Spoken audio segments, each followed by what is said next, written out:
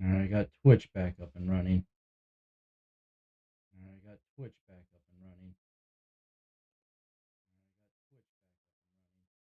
All right, YouTube's back up. Sorry about all that. Not a very good host, am I? Nope, nope, nope. Not a very good host, am I? Okay. Keep those. Make sure those are all still. Okay. So comics. Yes, I love comics. Yes. Call me a nerd. But I like comics. Call me a nerd. What do we have? Draw one picture, then you draw another picture that continues the action from the previous, or just maintains the story. But how do you get started? Well, I guess learning to draw.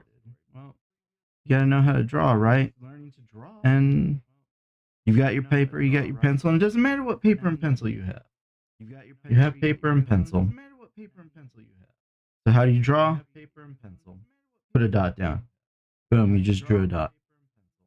Put another dot down. Connect them. Boom, you got a line. Put another dot down. Boom. Boom. You just drew a shape. You just drew a shape. And then if we turn that into a, or perhaps it started bulging. Whoa. Could go that way, could go that way. Doesn't matter. I just lost error. I just lost Twitch again. Oh well. As long as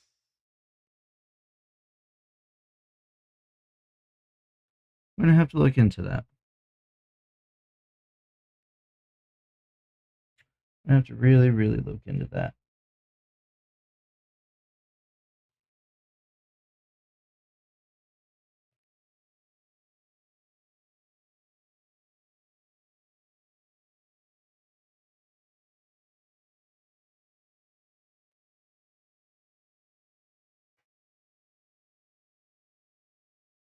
And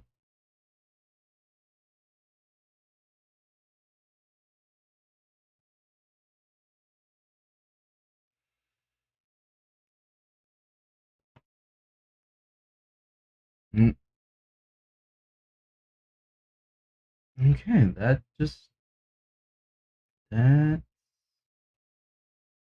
not working.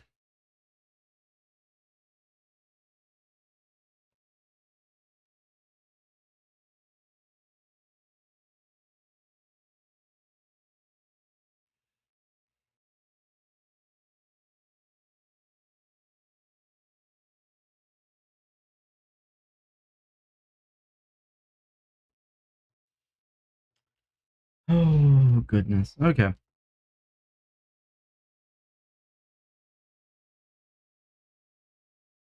I hate that that broke my train of thought.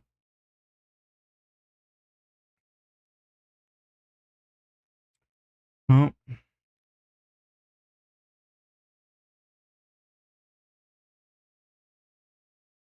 well, for those that know me, you know that I like drawing comics. Some of you know that I'm in the middle of working on a comic. If I could just get off my booty, get it done, we'll get a schedule of when it's going to be released. That's the matter of you just got to get it done. Got to get it started. Well, I've got it started. I just got to keep working at it. Scheduling be damned. Just grab whatever time and hours you've got. Make it work. Make it work. So,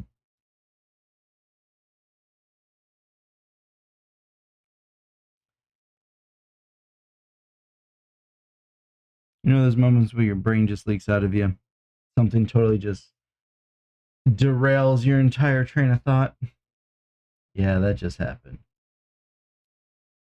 Getting upset with Twitch not working. Something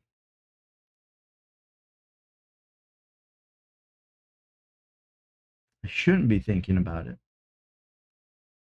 but I am. I got YouTube up. I got Instagram up.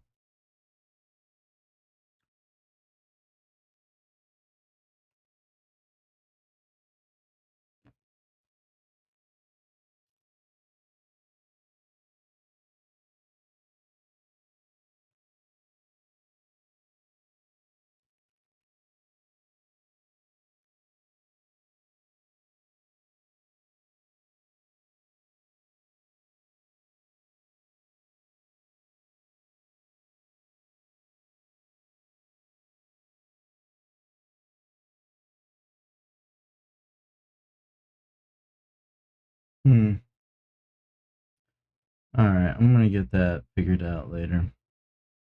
Bums me out. Couldn't get it working last night. Now I'm still having a different problem. Oy, oy, oy.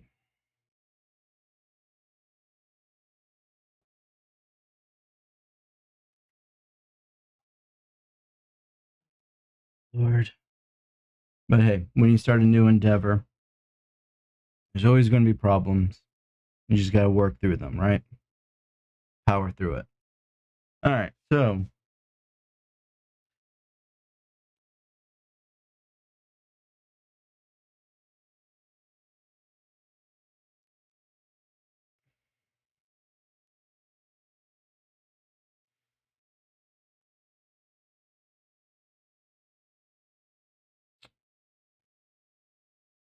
got to get myself back on track on my train of thought here.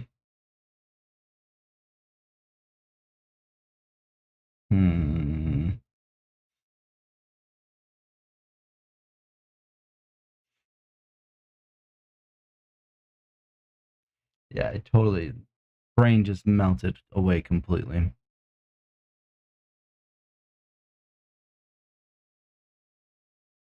Such great airtime. Okay, so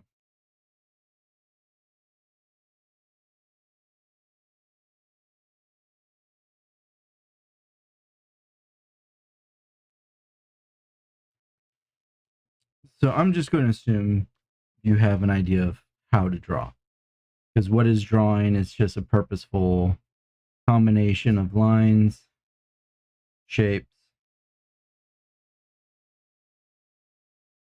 within a frame to convey a concept, idea, or thing.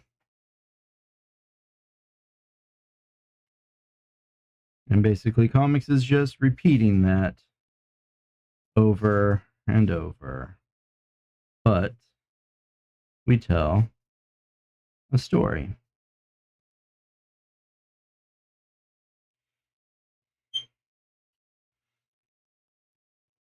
And the fun part is there can be words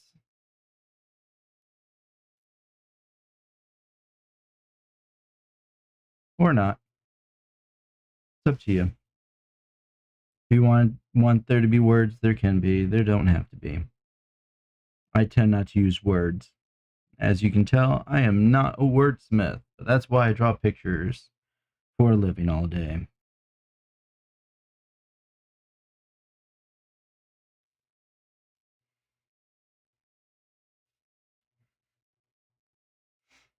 And there is no comic has to be all about superhero-y.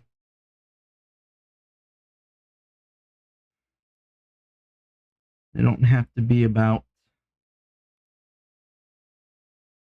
cat-looking people with their big eyes and their spiky hair.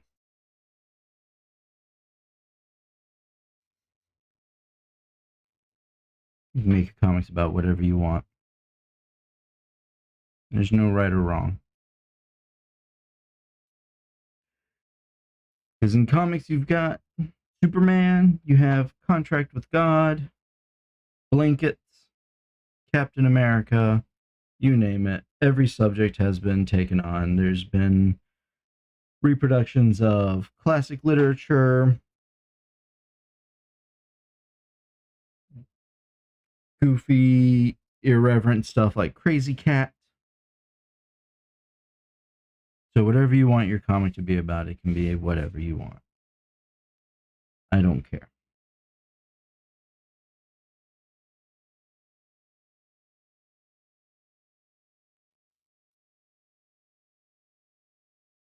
So let's think of what could we do? Well, we don't have to think of an idea, but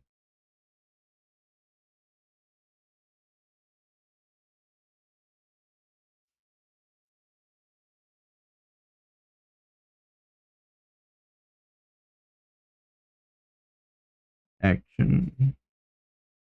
So we've got our sequence here. Boom, boom, boom. Come up with a concept. Like day in the life of. You'd have it where you wake up,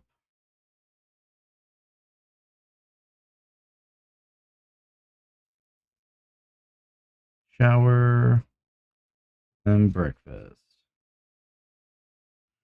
And you just have boom, boom, boom.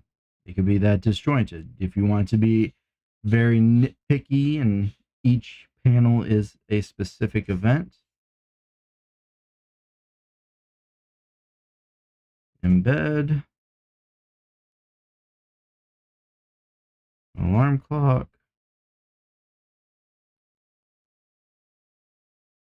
get up. It can be that tight. Doesn't matter. As long as the sequence continues through.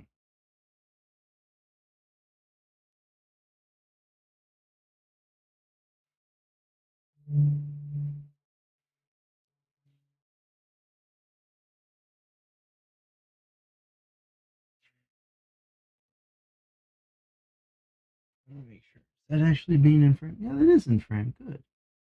Glad that's in frame. Okay. As long as you can see it. Awesome.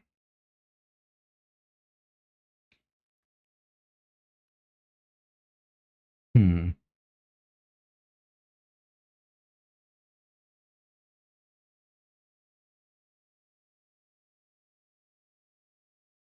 Now, is there a right or a wrong way on how to translate or continue the action from one panel to the other? Yes and no. It You just can't throw the audience out of the story. So you couldn't have something like um what's something crazy that could happen? Like you have in panel 1, panel 2, panel 3, let's say yeah, someone's alarm clock goes off. They eat breakfast. And then let's just go to army soldiers. All right, so like here to here, the audience has no clue what's going on. You're just taking them out of the story.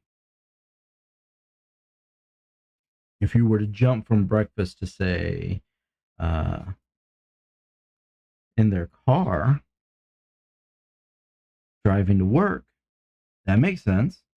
Yeah, there's a huge jump between the two, but it's a recognizable jump that everybody deals with. So you have to understand what the audience is able to put in between the panels so that this leads to that.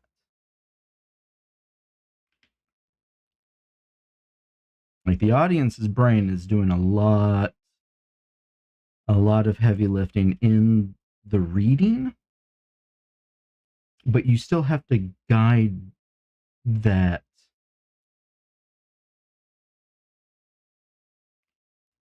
guide the reader's understanding of how they're able to get from panel 1 to panel 2.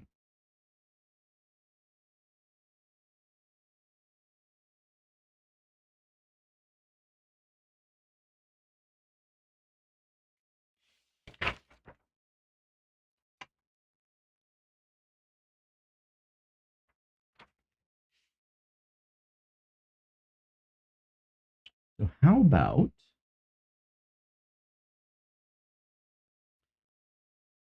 why don't we try and make a comic? Let's make one. So, boom. What do we want it to be about?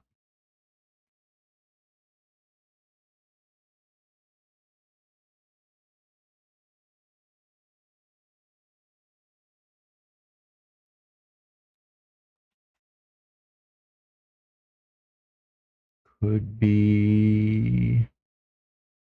Remember, we want to keep it simple. Let's just do a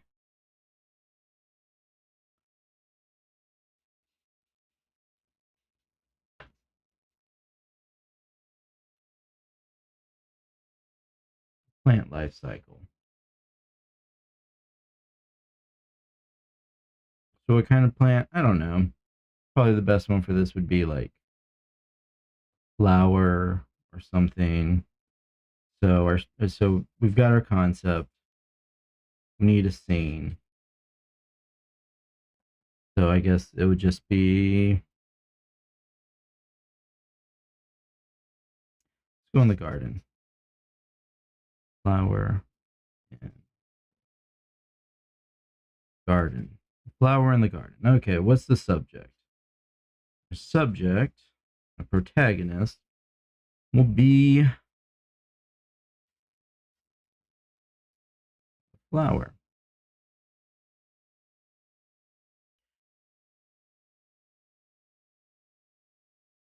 What's the end result? What's the ultimate goal of the story?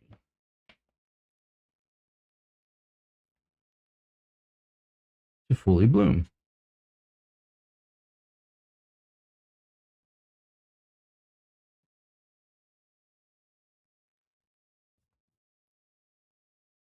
All right. So we've got our main concept: a flower in the garden growing to full bloom.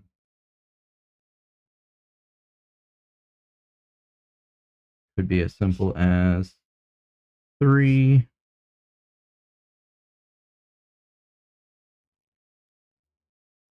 panels. We have our dirt. We got our spot where our seed. We could have other rocks.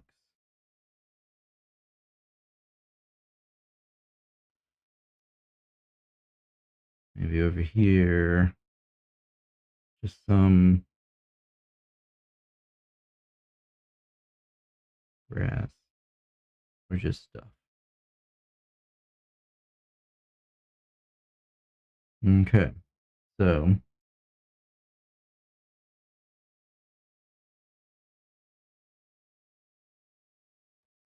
let's not get the audience too out of the story. So we're going to keep the scenery the same throughout.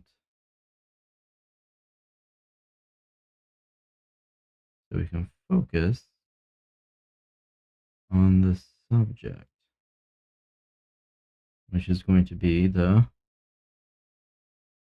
it sprouts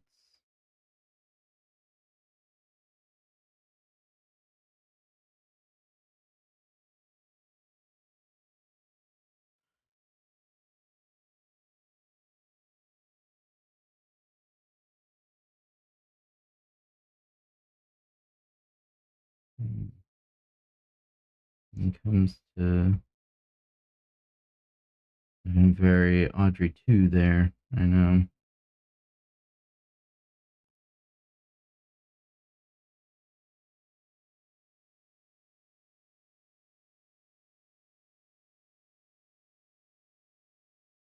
All right. So if we want to go to full bloom, just on that fourth panel, where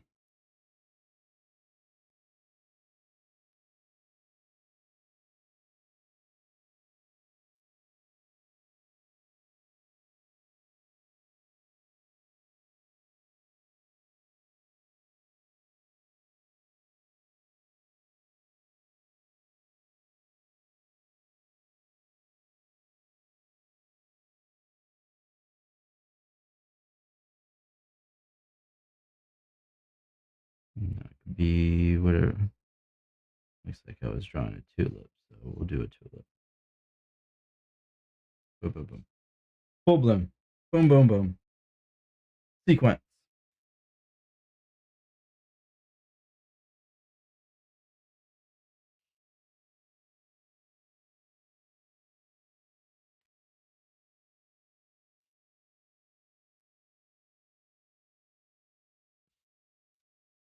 So always think of the end result, the goal of the story. And then work your way back to find how you want to start.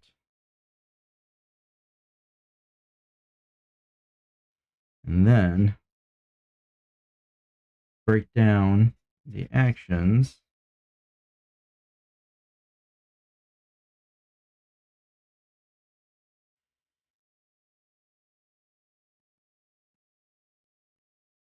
till you get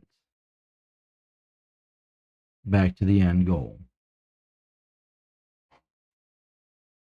Now, how many actions is that going to be? I don't know. Could be many. I thought I could do the flower in 3. Probably should have been able to. Could I have started with a little sprout here instead of making it grow so much there? So I could just jump there, there, to there. These two are too similar in size. Yeah, that's when you start to get to the nitpicky of how can you refine it cleaner, more legible, and understandable for the audience.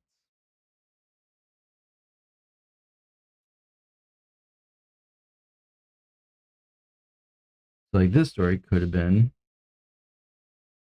get those two, kind of combine these two, make it more efficient, and then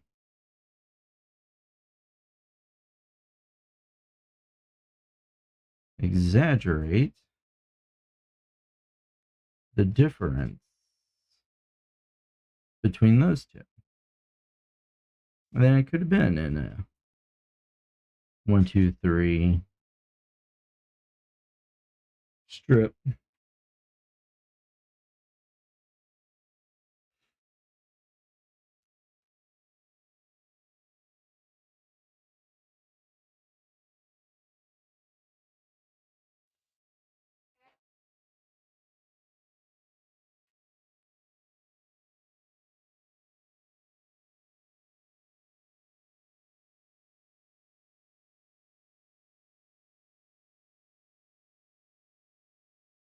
But yeah, you got to think about what is the information that's needed to tell your story, because you don't have to put every little bit. Like this it can be left in, but it's not necessary. That's why I say combine them, break it down to the simplest, the doing the whole KISS implementation. Keep it simple, stupid. You gotta imagine that your audience, not dumb, but lazy. They don't want to work. The brain is already doing enough work filling in the gaps in between. So you want to provide them as much information so they're basically not having to work as hard in those spots.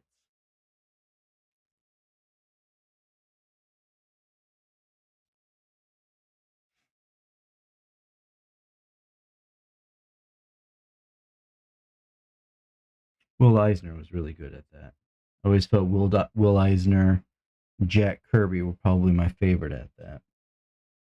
Now, the modern illustration masters, Brian Stelfreeze is, I would put him God tier up there with Jack Kirby and Will Eisner.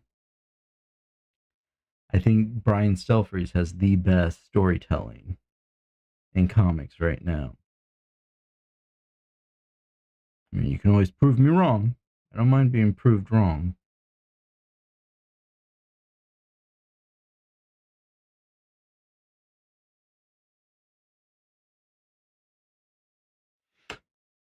But this is why I think comics is fun. It's problem solving. It's critical thinking. It's, oh, you're always trying to make yourself better.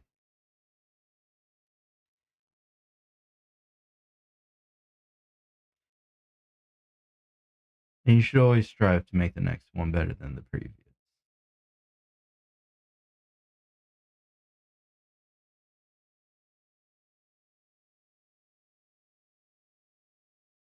Hmm.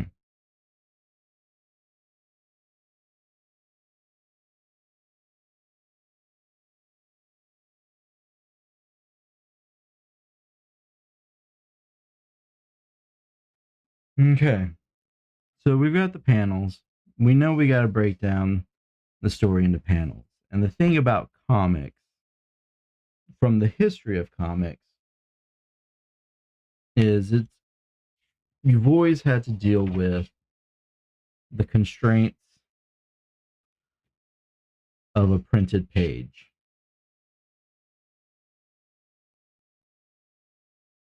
Why you think of the classic comic book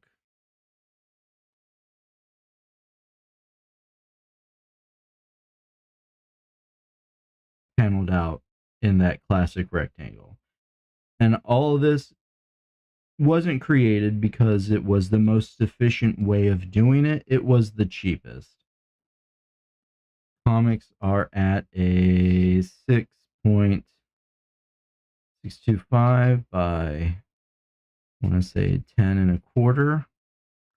And that's all because it was cheaper. They used to be magazine size. But after the war effort and materials being what they were and not too many people buying comics anymore, they shrunk the size because it was cheaper. They could print more for the same amount. So the illustrators had a problem solved. They had to figure out, how do we best tell the story in this finite space?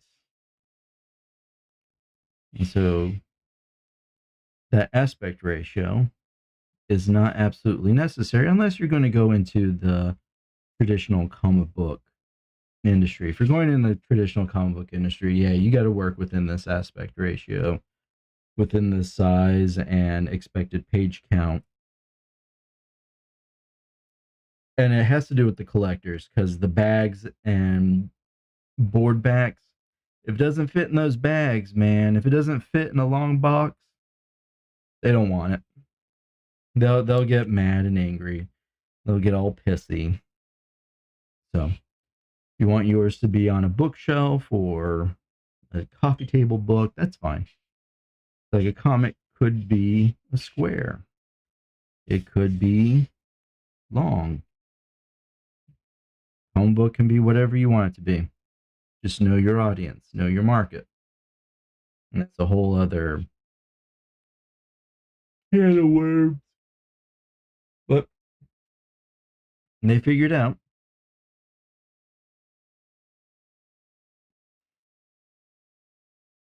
the most efficient way to use the space.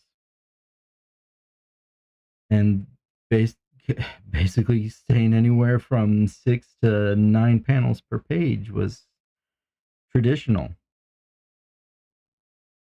You have artists like Dave Gibbons, who frequently would go up to 9 or more panels per page. me personally, my work that way. I can't think of that of breaking down a scene for a page into that many panels. I like keeping it between like no more than seven. Like seven should be the absolute most. But that's me. That's me. Even if a writer comes to me and the script tells me that there needs to be 9 panels on the page, I'm going to figure out how to make it fit in 6, have a conversation with the writer, and then I'll go the route the writer says they want me to go. But that's me. If you write your own stories, hey, guess what? You get to change it however you want.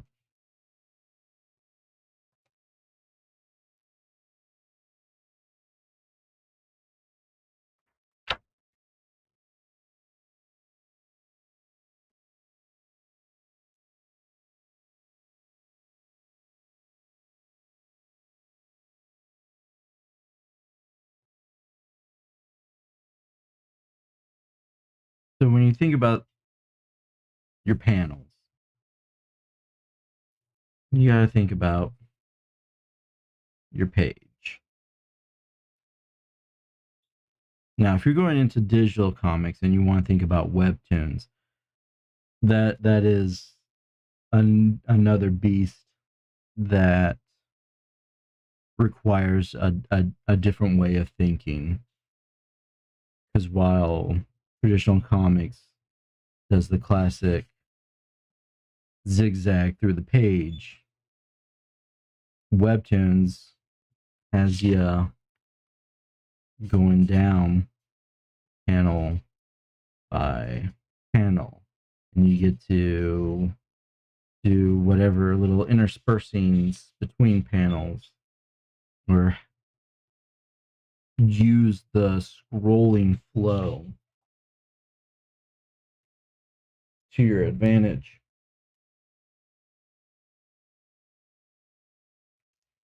But there's things you got to think about regardless.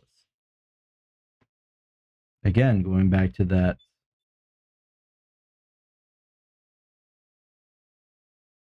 you don't want too much happening between panels that throws the audience out of the story. You don't want to throw them out of the story too much.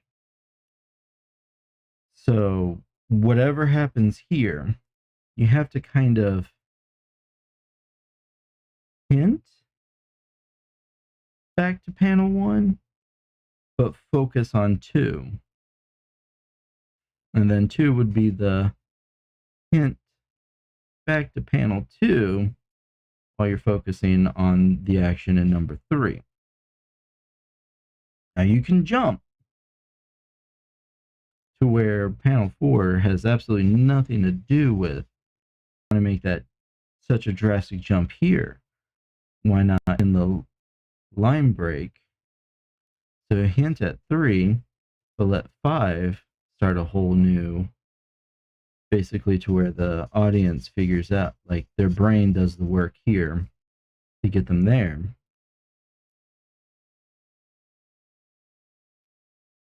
And then end with hint at 5 or 6, but 6 would need to be a reason for them to want to continue. Why? You got to figure out some way in this panel make them want to turn the page. If you're doing physical print, if it's webtoons, it'll just be the how would it lend you into number 7.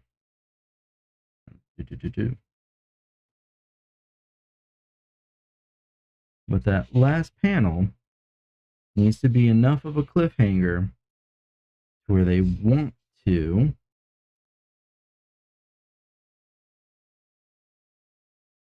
continue the story.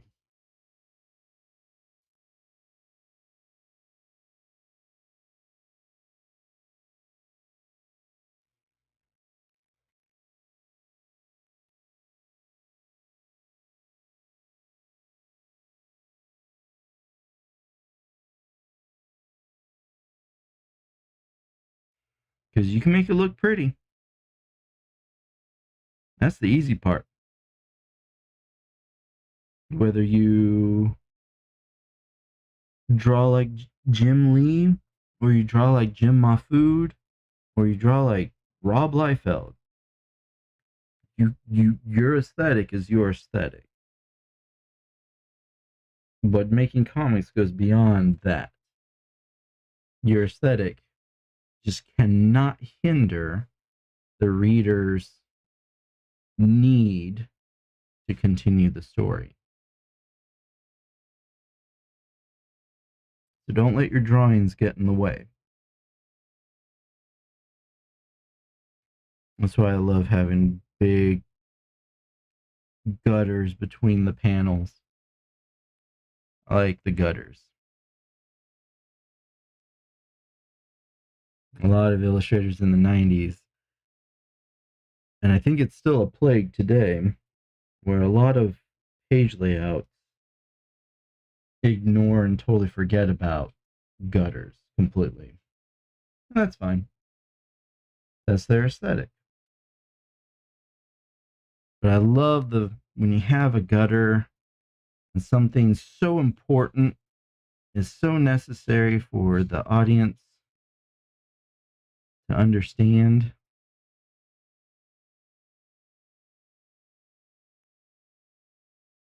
That it breaks that panel border because it's so important to the story. Like when Spider-Man jumps out of a building, they'll have part of his body break the panel border.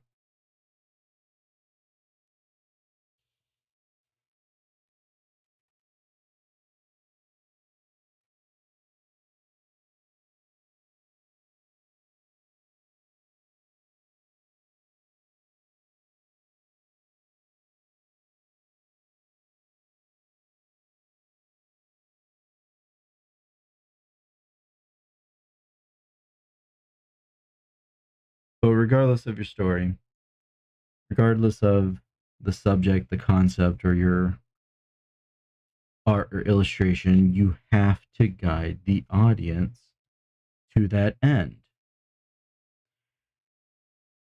If your audience if your audience looks at any page or any panel and has to think more than 3 seconds about what's going on, then you've failed. You've if it's so illegible that they can't figure it out immediately, you've lost them. It's going back to their brain is already doing so much work in between the panels. You don't want them to work any harder. Imagine your audience is lazy. They don't want to work. So you do the most you try and do most of the work on your end. So you have to make sure they understand what's happening and why the next event continues it.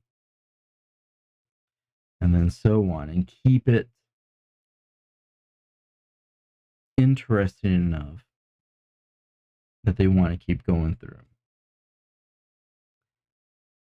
I'd say that's the hardest part, making sure the audience wants to keep reading.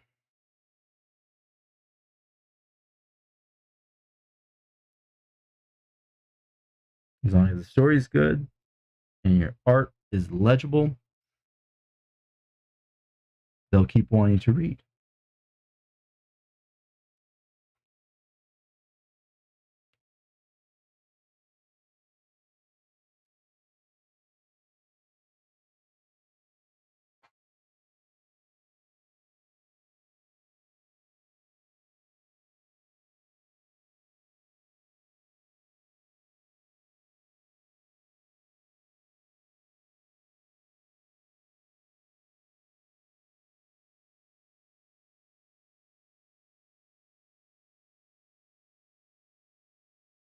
Where can we go from here?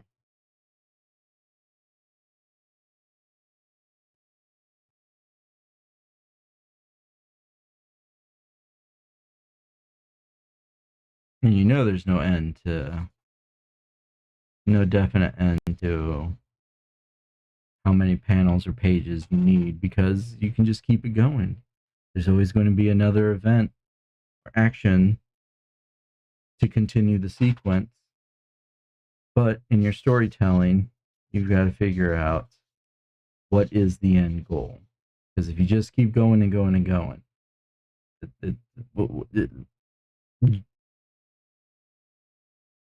you'll probably burn yourself out. So I like to think of just going back to the figure out your end goal. How do you want it to end? Think about the beginning and then have it work its way to the end.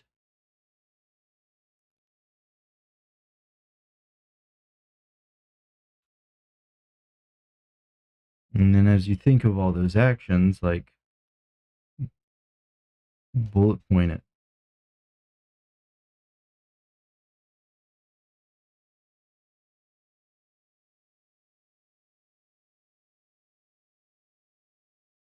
Figure out what are all the things that are going to happen or could happen, getting you to the end. And then think to yourself, do I need all those actions? Do I need all those events? Do I need all those details? Can I turn these two into one? What if all these could be put into one?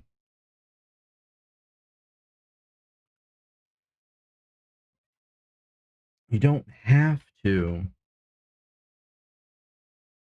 draw out every single possible action or possible event in the sequence till you get to the end.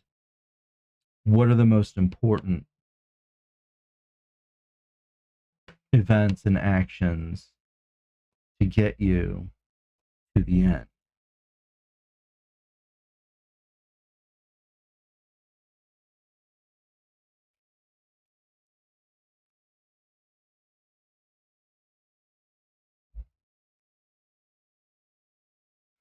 And then once you break them all down and think like, what is the simplest way of doing it? Think about it again. Be like, do I need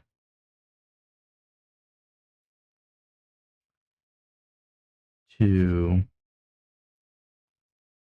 add one in to make it more legible? Because sometimes you'll look at these two panels and be like, oh, there's too much of a jump. I do need to put something back in there.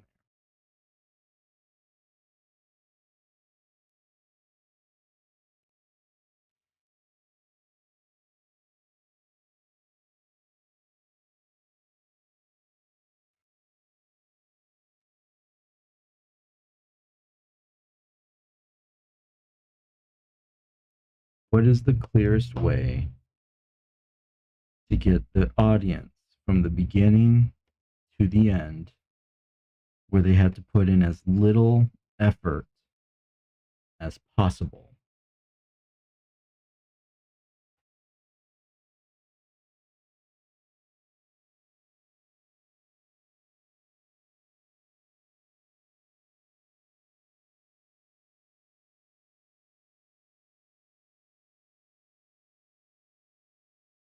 Hmm.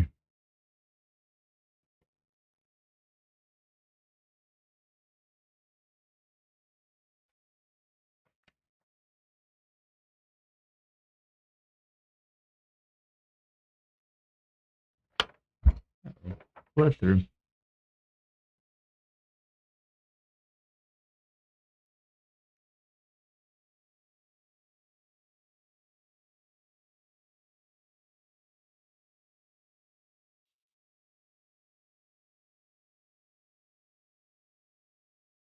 So let's come up with a one-page story.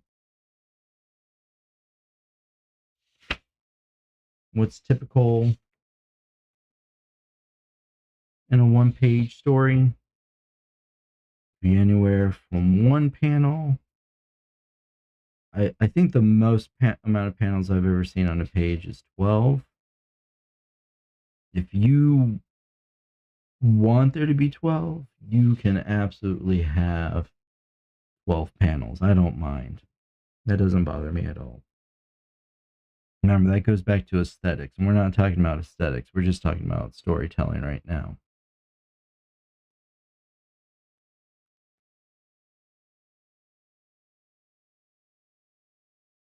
What would be a good subject or scene?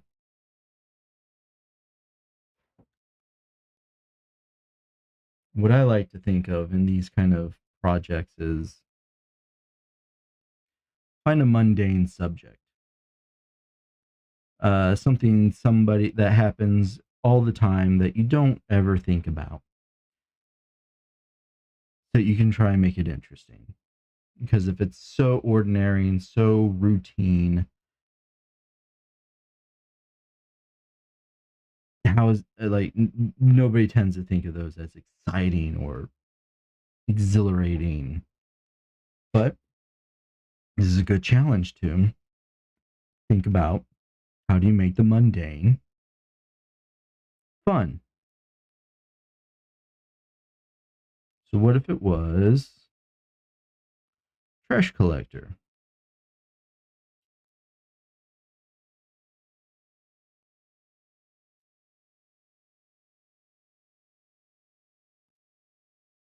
We got trash collector.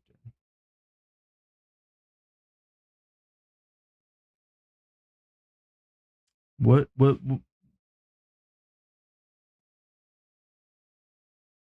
the goal of the scene? It would obviously be to pick up the trash.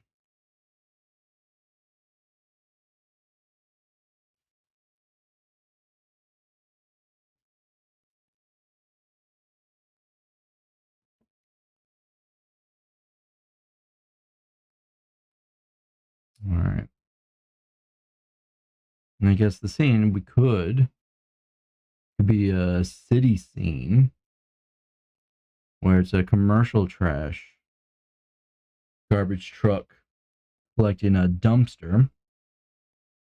Or it could be a garbage truck going through a neighborhood.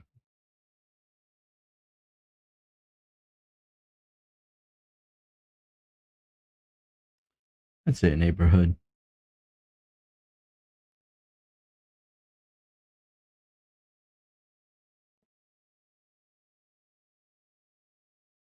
Neighborhood route.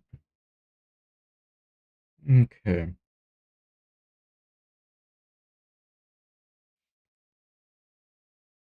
Okay, so we need to figure out. So we would have.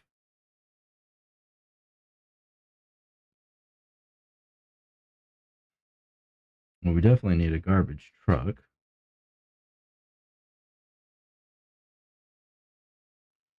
We need the driver. And I don't know how it is in the town you live, but typically around here, there's two operators in the garbage truck. And I would assume that's just for when they get into some trouble mites. It might be something tricky or broken, or somebody's got to get out and fix something or pick something up. So we have the driver, then we have the uh, secondary operator.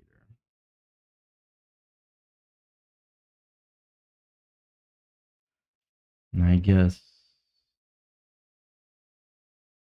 we got the neighborhood streets.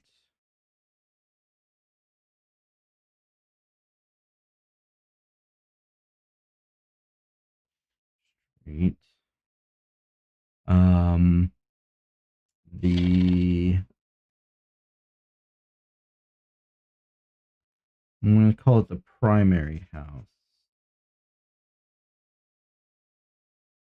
Because we don't need to show them picking up garbage from every single house. We just need to pinpoint the story to the trash cans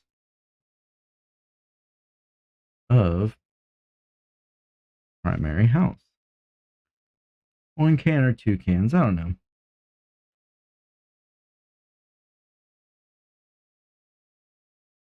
I'm guessing they don't typically have the one operator that hangs out on the outside picking stuff up. Maybe in some routes they do. I haven't seen those in. I don't know if I've ever seen that around here. I don't think it matters. Okay. So we got that.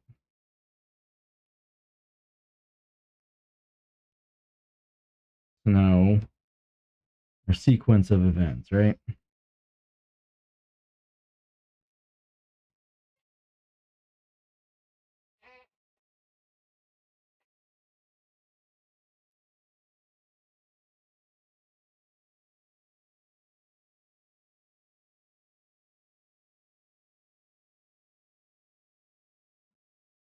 Our sequence of events. How do we want it to start? Do we want to start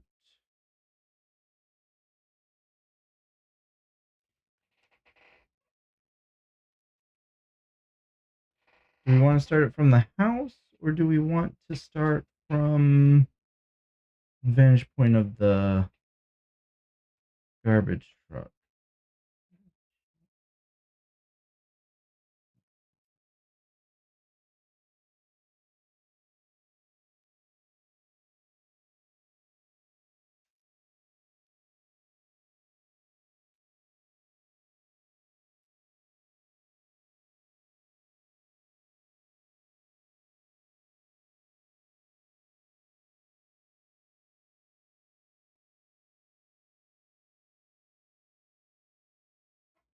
Let's see. All right. Well, all right. So we definitely have to have the trash sitting at the curb.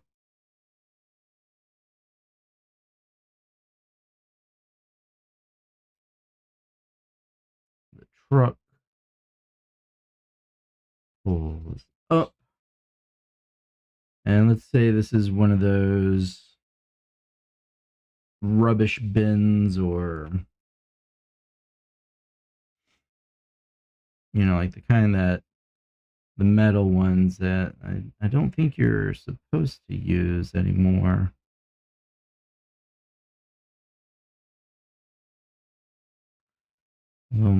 Metal ones. They're always breaking. They've got the classic Captain America shield.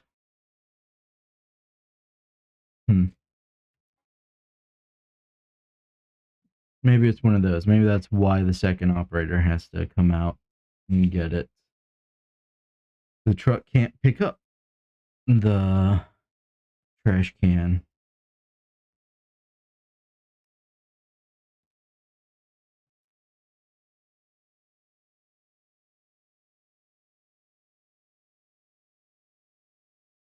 Maybe the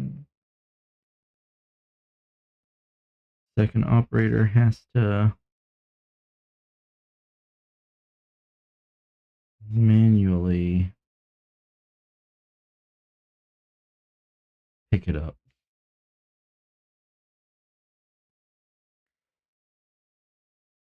And then I guess dump it in the rear of the truck.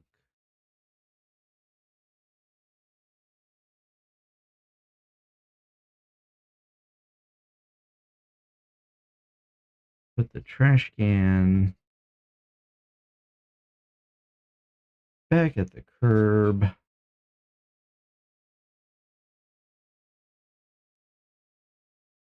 They gotta get back on the truck.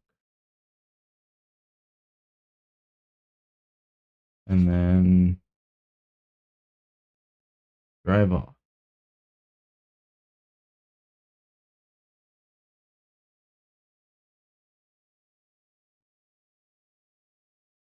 No, it's not the most fabulous thing in the world.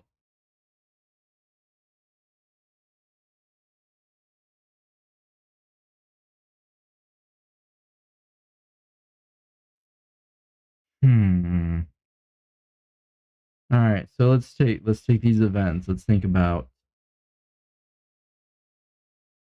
boom, boom, boom, boom. What's necessary? What's not necessary? So the trash at the curb.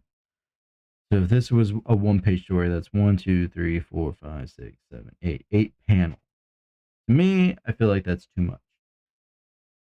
I think 6 panels is a good goal, and then you work from there. So let's break it down to 6 events. How can we turn these 8 into 6?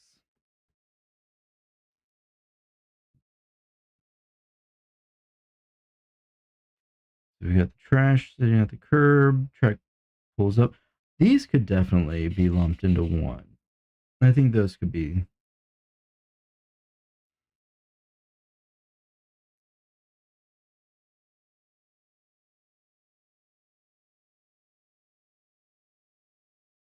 Hmm.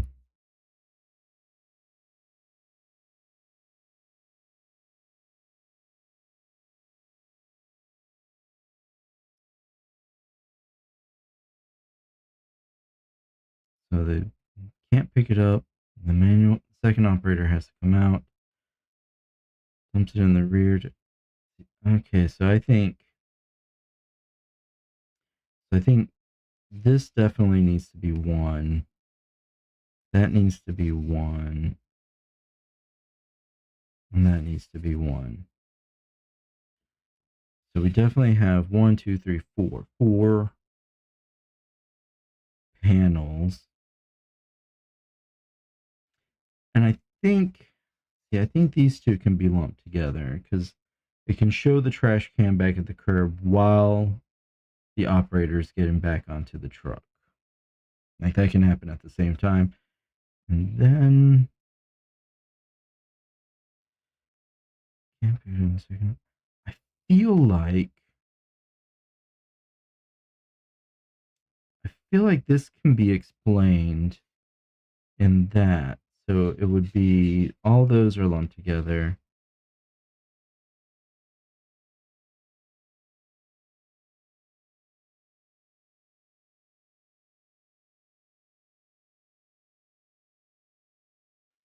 Let me see. So we've got 1, 2, 3, 4, 5, 5. Okay. Now I like the idea that this panel and this panel will mirror each other. Where you've got definitely the information of the trash can, and you've got the truck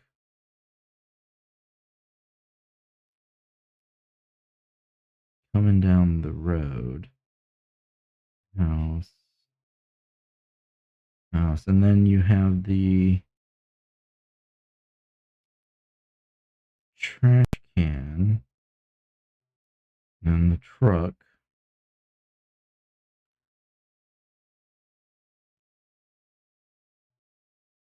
down the road going away. I feel like we would need that. But then, how do we convey the rest of the info in this space?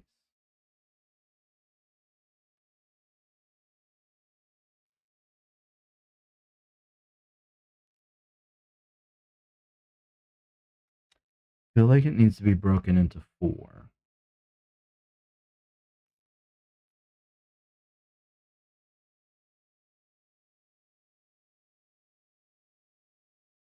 get your expositions, your story. So the trash can could be that the truck, it could be that the operator's already hanging on the side. The operator's on the side, so that the operator looks like they're getting off. It would be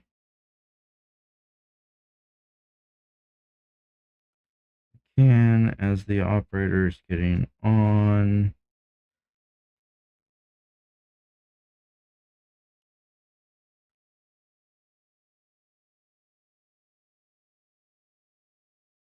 They have the can in hand.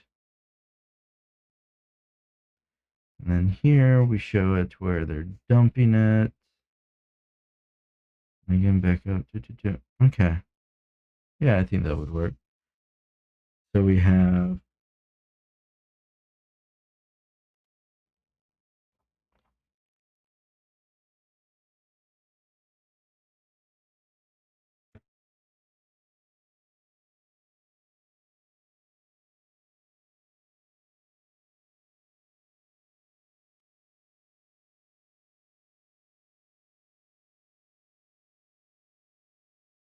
I don't know what a title would be. Let's just call it Monday morning. My trash day is on Monday morning. I don't know about yours. All right, so we got page 1, panel 1. All right.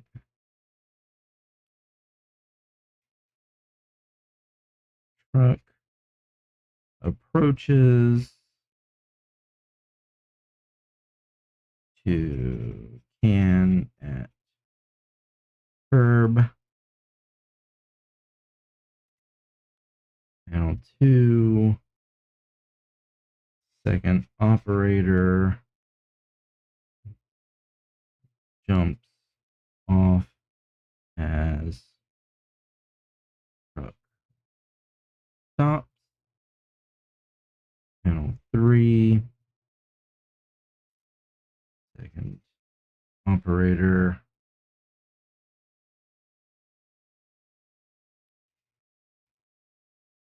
picks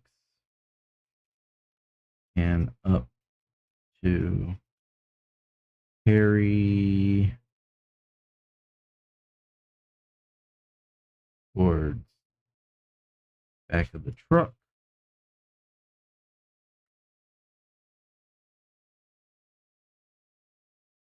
Panel 4. Second operator dumps contents into truck.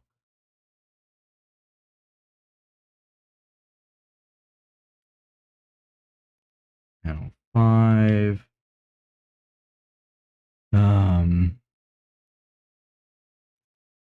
Second operator that's can back as they get on truck. Then we have final panel 6.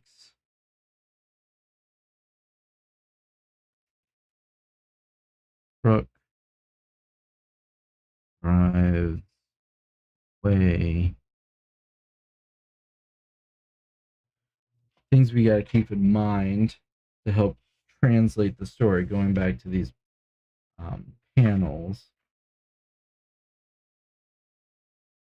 So we definitely need the truck coming towards, because in Western media we read left to right.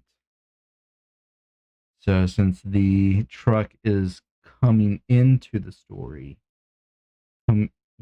approaching the trash can, the truck moving from the left to the right is most appropriate.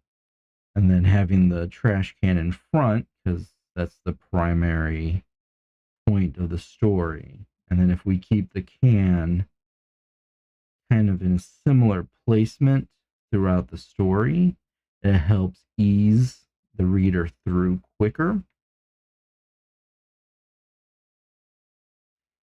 Really, the only panels that would break that would be 3 and 4.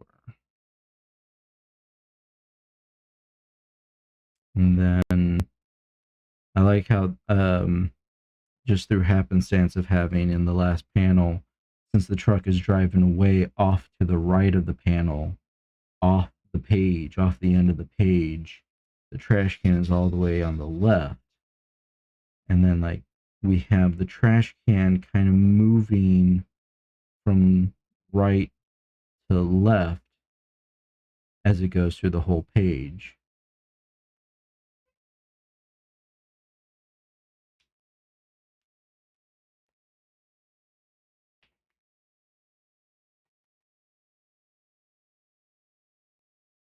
So the can would keep us going through the panels.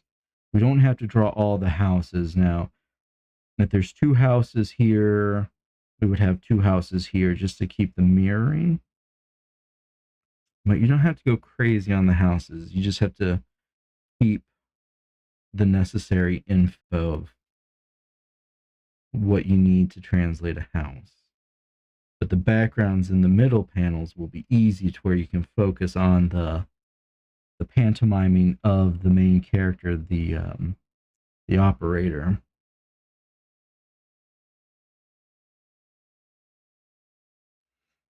And then the background in those would just be, what is the detail of the truck? Find a reference of a garbage truck. You know, those whatever details, platforms and panels, and so that you would have the camera like pan from there to there to there back. So like these two would have the same background. These two would have, because if the operator is moving along the body of the truck, so we'd only need 3 panels worth of back of truck detail.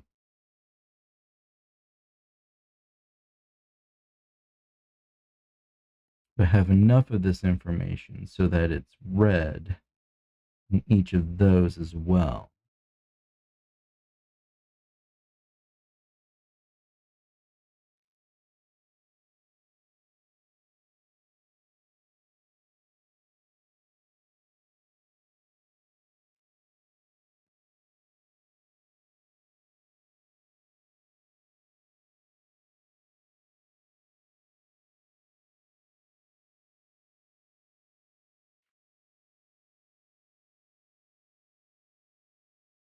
That could work. I think that would work. Now, could we break it down even fewer panels? Got the operator on the back of the truck.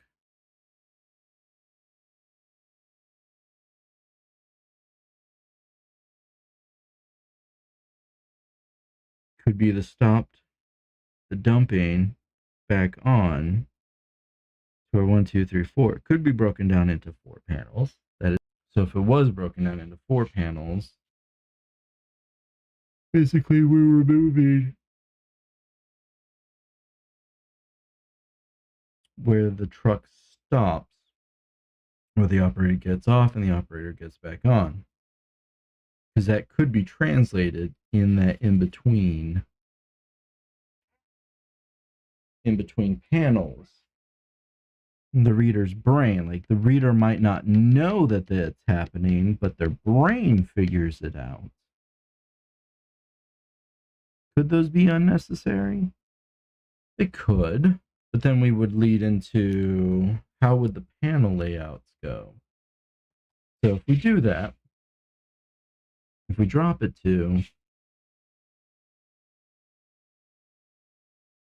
we would run into the issue of, you've got the exposition, ending exposition. We would either have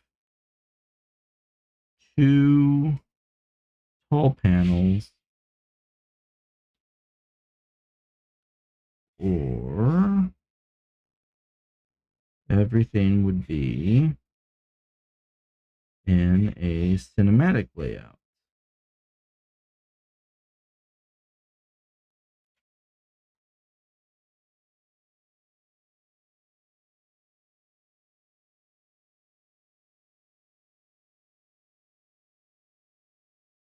This could work. Like you could, this is fine. That's perfectly fine, but I don't think it's as visually stimulating to the reader as, say, this. But the problem with the two vertical panels,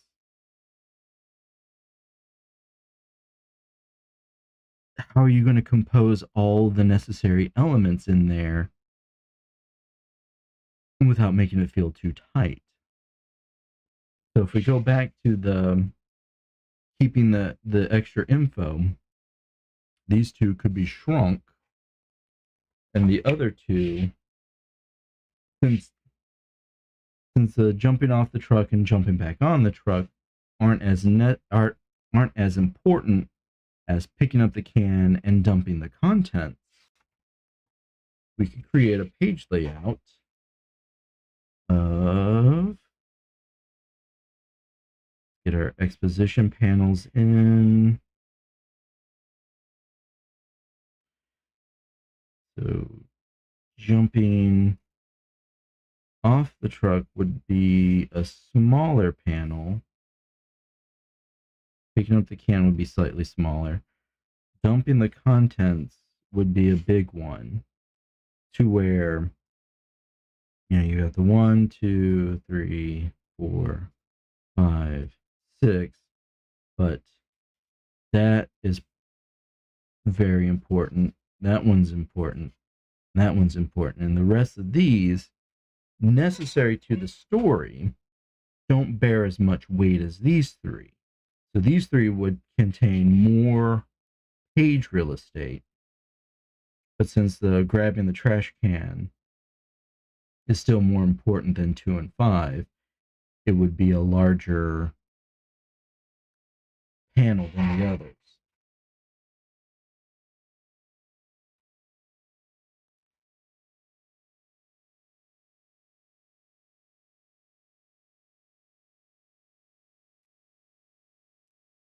I think that could work.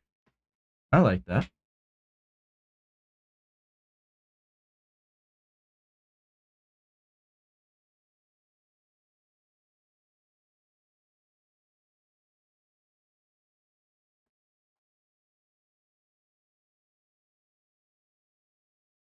All right, so we've got our story, we've got our panels broken down. What's next in making comics? Well, now you gotta figure out the visual style. What are your characters? How are your characters going to look? Character design, scenery design. What kind of neighborhood is it going to be? 70s suburb? Going to be late 90s, early 2000s McMansions? What kind of neighborhood is it? We got to think about the house styles, because I mean, they need their trash picked up too. Everyone needs their trash picked up. What kind of garbage truck? Green garbage truck, blue garbage truck. The ones around here nowadays are kind of beige. Do we want the ones that have the claws? I mean, we've got the second operator coming out for that trash can.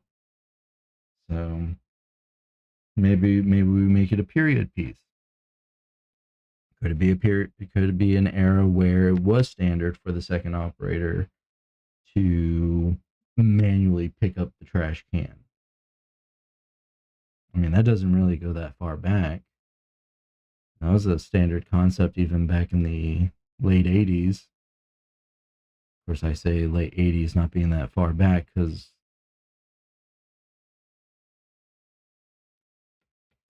to me, 40 years ago is the 50s and 60s. That's because I grew up in the 80s and 90s, so my time frame is a little skewed.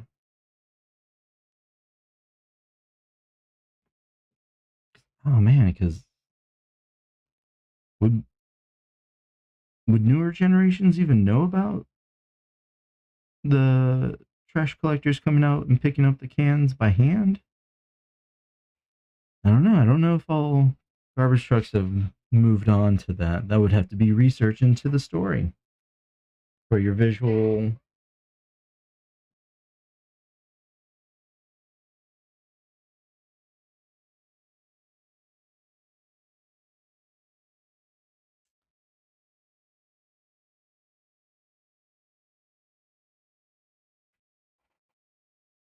So,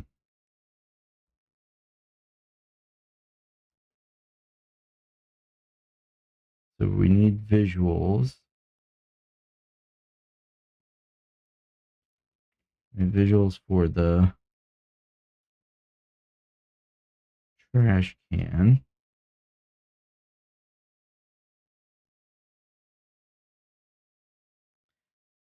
Neighbors, houses, uh,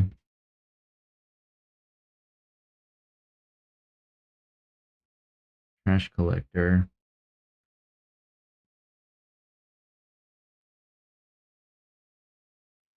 and garbage truck. So there's four things we need to figure out.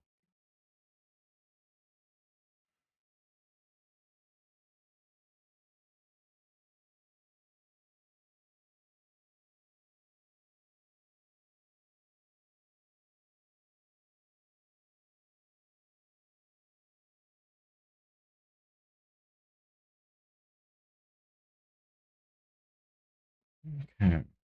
Well,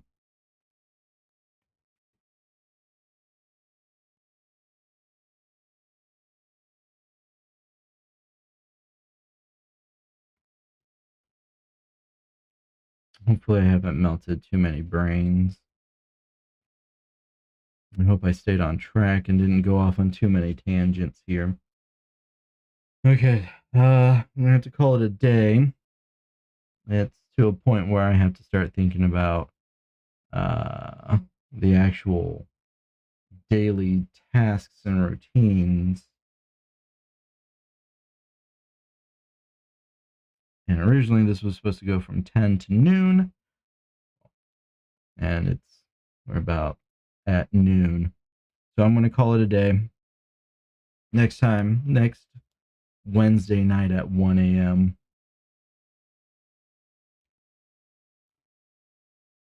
We'll talk more about some comic making, like how can you, where to go from here. Like we've got our story. Just figuring out the visuals and everything, that's easy. You just got to look up photo references. What kind of outfits do they wear? What uniforms are the operators wearing? Vests, gloves, uh, masks, goggles, hats, what's typical of what they'd wear. The truck, I mean, you'll find 10 million references of garbage trucks. You just got to pick the one you like and what you think would be easy for you to draw. And then a neighborhood, you could even do Google Street View and you'll find a street that'll work for you. And then the trash can, yeah, a Google image search you'll you'll find 20 million references of a trash can you think would work. one that's pristine or one that's busted up a little. You'll even find references of these trash cans with garbage bags inside, with the lid, without the lid. That's up to you.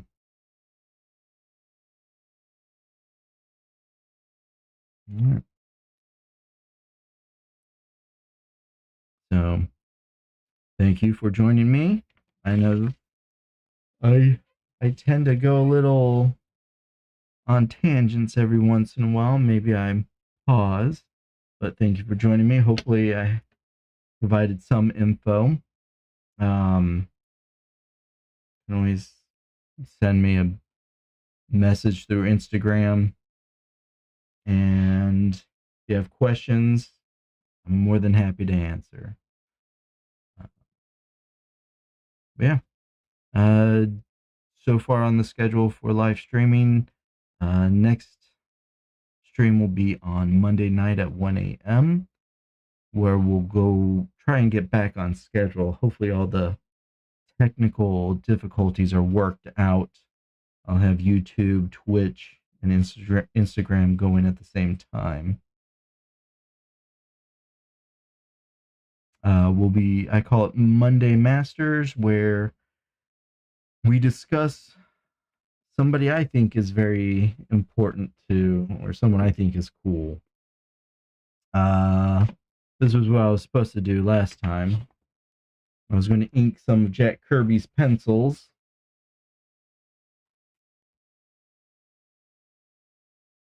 Put some ink on these blue pencils.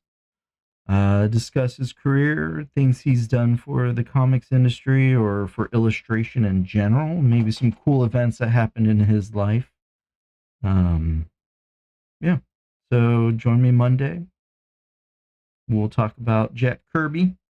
Next Wednesday night at 1 a.m., we will discuss more comics making, like maybe how can you make your own little tangible comic that you can pass out to friends? Because what if you have all the drawings?